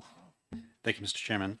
This is my bill, and putting it together and researching it and researching it again and again as questions were asked, it was a great learning experience, and it explains to me the complexity of working on this kind of legislation. I think it's a great goal to want to eliminate license suspensions based on debt or non-driving violations or money owed for other areas to the state. But I have to admit that it's more complicated than what I anticipated, and I don't think this bill covers all of the unintended consequences that could be created as potentially in this bill. And Chairman Walsh has kind of assured me that this is something we would work on going forward, because it's not partisan. There are sponsors from both sides of the aisle on this bill, and I think it's a worthwhile exercise to go through this and see where we can make a difference. I think the previous bill was a good area because it was a narrow scope. 439 is a much broader scope, so it's far more complicated. There are more moving parts, and I actually had two different amendments with different iterations of the bill, and looking into it deeper, both of them were flawed. So I would ask to have it interim studied, but I know I trust Chairman Walsh when he says this is something we would work on regardless of the final motion on the bill. So I'm not withdrawing it, but I know that it's flawed and it would need some work before it goes forward. So I leave it up to the committee and their reading of it to vote how they feel appropriate. While we're still in work session mode, you folks tell me when we're done with work session. Any other comments before we move into exec session? Representative Sykes. Yeah, so this is a bill that I've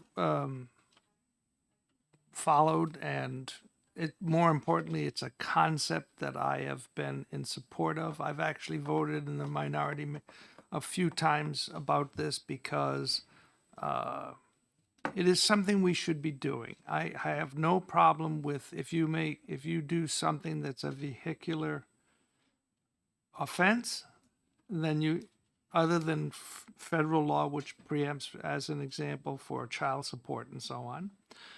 If you make a vehicular offense, you should pay a fine, and if you don't, then that there should be consequences. But I do have a problem when you do something that is not anywheres in any way related to vehicle issues, operation of vehicles, and so on, and then you lose your driving privileges, which is why I was so adamant about the previous bill, which is an example of a narrow window where we could make a fix for that kind of issue. But I have incredible respect for the ranking member, and will vote to ITL it if that's the motion based on that respect. But the concept, I am still very much in support of. Representative Blondin. Thank you, Mr. Chair. If I could ask through you questions to the sponsor of the legislation? Say that again? If I could ask through you to the sponsor of Oh, you want to ask the sponsor something Yes, through me? Yes. Sorry, I'm Will you used to take being the an question, alderman, and that's how we Representative do Bayou? it. So- I'm Yes, not I- everybody's that formal. National Board of Aldermen, we do You that are way. welcome, yes. Thank you, Mr. Chairman. I will take questions.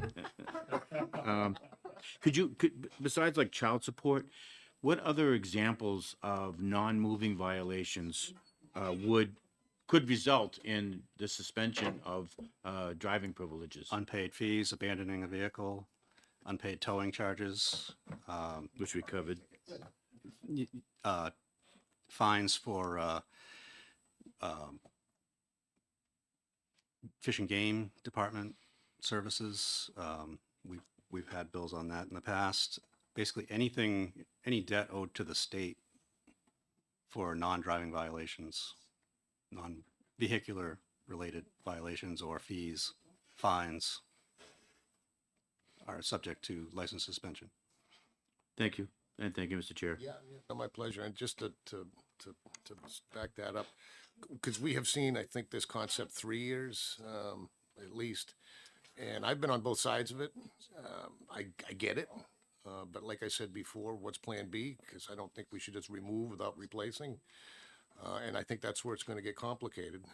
And again, from a bigger view, it's a more comprehensive approach that we need.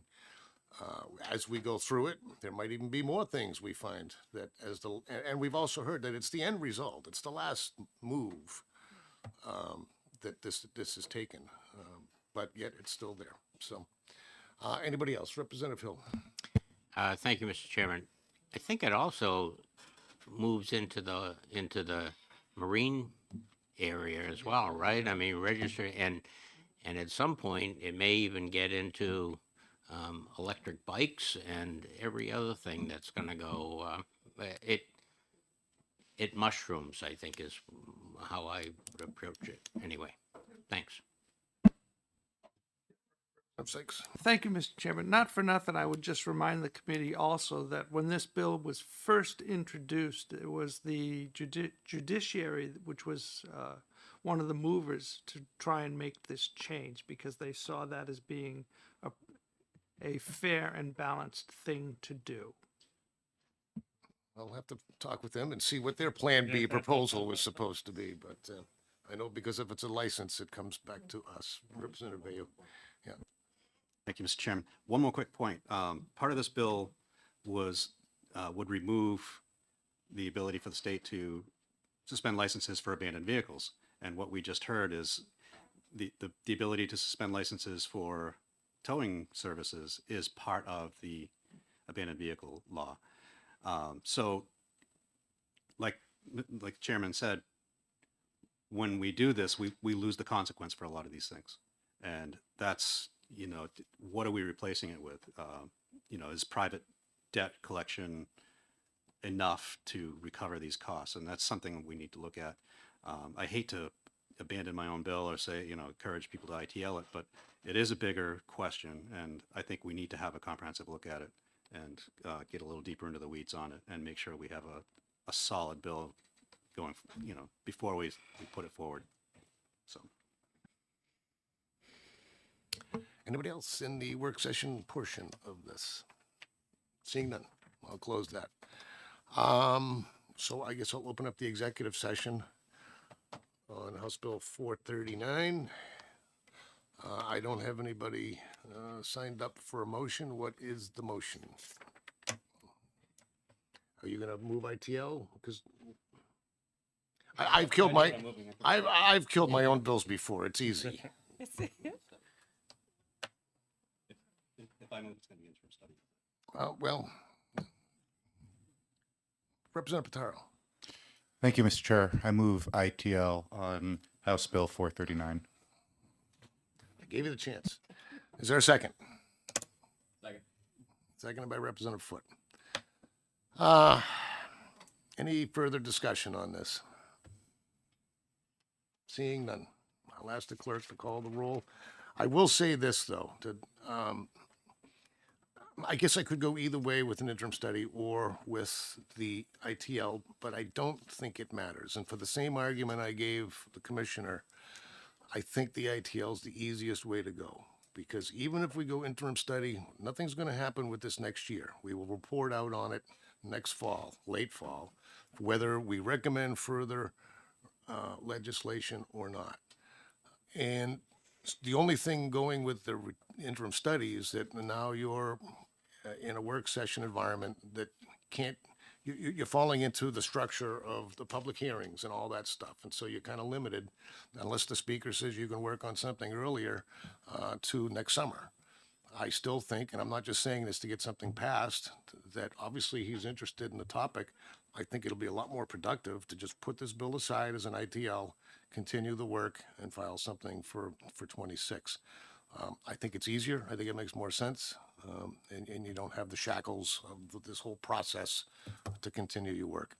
So that's being genuine. I'm not trying to encourage anybody in the ITL. I just think logistically, it's a better, cleaner way to do it. Representative Geisen. Thank you, Mr. Chair. Yeah, I don't like suspending licenses for non-drivers violations, and I don't like taking liberties without due process of law. But with all that said, I will go ahead with the ITL, but I will commit to you that I will help you come with better legislation. And the only reason I've moved from where I was to an ITL is because you as the sponsor have said that you're not confident in this bill as it sits. So I'll go to ITL, but I will work with you. That's what ad hoc works every time. And this goes for any bill and any member. I mean, if there's something you want to work on, just reach out, whether it's to me or Representative Gorski or anybody. I mean, if you got some ideas to make things better, by all means, don't hesitate. Because I know this is coming back, and hopefully every time it comes back, it gets a little bit better to finally we can get to a place. I don't see any other hands. So with that being said, I'll ask the clerk to call the roll. The motion is inexpedient to legislate on House Bill 439. Vice Chairman Gorski? Yes. Clerk votes yes. Representative Hill? Yes. Representative Foot? Yes. Representative Patero? Yes. Representative Boyd? Yes. Representative Giason? Yes. Representative Hamblin? Yes. Representative Vayu? Yes. Representative Miller? Yes. Representative Sykes? Yes. Representative Sinclair? Yes. Representative Fox? Yes. Representative Johnson? Yes. Representative Plamondon? Yes. Representative Walsh, Chairman Walsh, excuse me. Yes. 16-0. Consent. Our recommendations adopted 16-0. Any objection to consent? Seeing none, I'll close the executive session on House Bill 439. Thank you again, everybody.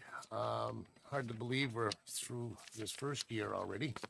And hard to believe even more that we're only 2 months away from starting it all over again. And we had a meeting this morning for everybody. I believe we're up to about 1,450 bills this year. This is a record from what we were told this morning from OLS. Is over about roughly 1,150 from the House and another 350 from the Senate. Wow. So we were hoping for a late year because of our remote location, but it looks like we're going to have a doozy.